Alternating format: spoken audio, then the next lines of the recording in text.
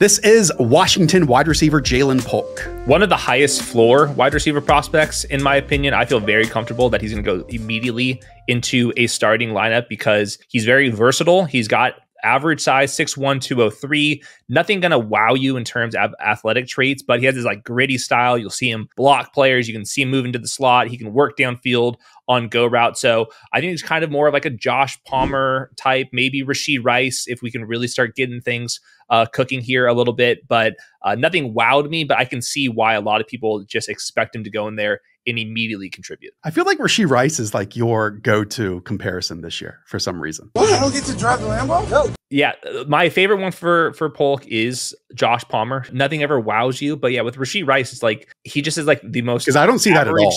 Average size, like when I'm filtering through height, weight, speed, and like production, like where you want on the field, he's kind of like the average guy that's in the recent draft class. That's interesting because like their play styles to me are like totally opposite. Back in Rashee Rice at SMU was a different ball game with how he was used here. But it was kind of still just like crossing routes, get him in his hands, and let's move. Like Ja'Lynn Polk to me is every bit of 6'1", 203 pounds. Which, by the way, if we compare that to last year's class, like that feels big. And I actually think he maybe looks smaller on an NFL or a college football field because he was next to Rome Odunze. You know, he has 9 3/4 inch hands, which is 76th percentile. And as you said, like vertical jump, broad jump, 75th and 88th percentile, 10-yard split, 1.52, 4.52, 10-yard, 40-yard dash. Did have 1,159 yards this past season, going with 9 touchdowns and some numbers on top of that. 45 of his 70 catches went for first downs this past season. Like that, to me, is the headline of his game.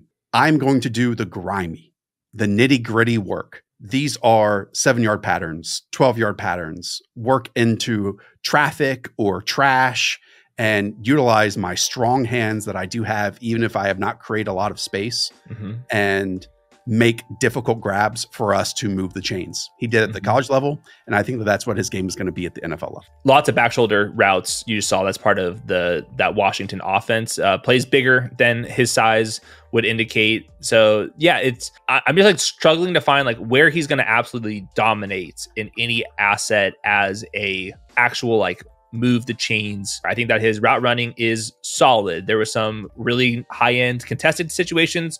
There were also some dropped passes. I've seen him at times kind of get pushed off his spot, but then I also watch him block in the run game. So I was like looking for like something I could point to be like, this is why he's going to be an 800 to 1,000 yard wide receiver. And I just felt like I was one kind of tier underneath that. But if I like knew I just needed a third wide receiver to be part of my team, a glue guy, if you will, right, I think that there's like definitely appeal for Ja'Lynn Polk. So I think there's like an early round 3 guy. I would not be surprised if somebody wanted a safer prospect in round 2 because there's a lot of boom bust type of profiles in that range. If you want to go the easy route, I wouldn't blame you with Ja'Lynn Polk. I think on a great team, he's probably your 3rd wide receiver. On an average team, he could be a team 2nd wide receiver.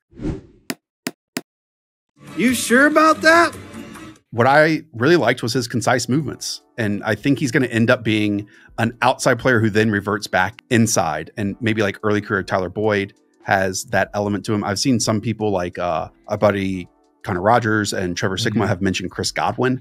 That's a bit elevated to me. When Chris Godwin came out of school, he was like an awesome athlete. Right. I'm not sure if I see that same level of athleticism with Ja'Lynn Polk here, but man, he does attack the football with his hands. I also felt because this Washington offense was so vertical, just 25 of his targets out of 113 this year were 1 to 9 yards. He'll get more easy stuff in the NFL, and I think it's going to equal easier production on top of that. So finding someone who already wins in an NFL offense, because we know that Ryan Grubb is now an NFL offensive coordinator who already does the dirty stuff versus you know, the Tennessee wide receivers we were talking about last year, or USC wide receivers, or Oregon wide receivers. We can keep going on and on and on with this. Just space guys. Yep.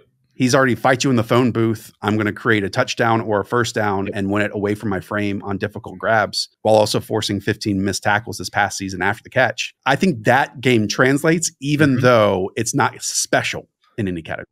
Just looking at like he was competing with obviously Rome Odunze, but also the slot receiver Jalen McMillan. He's probably going to go around top 100 as well. He ended up with like 52nd percentile age adjusted production, 2.3 yards per route run, which is like decent, nothing exceptional, but like this is kind of like the target competition that he's going to have at the next level too. So I'm not sure like if I'm going to be super pumped up for him in fantasy, but I would also not be surprised if he's on a team that has an alpha number one and he's out there with Tyler Boyd, the great kind of comp, inside outside versatility, a little more physical than the typical slot wide receiver.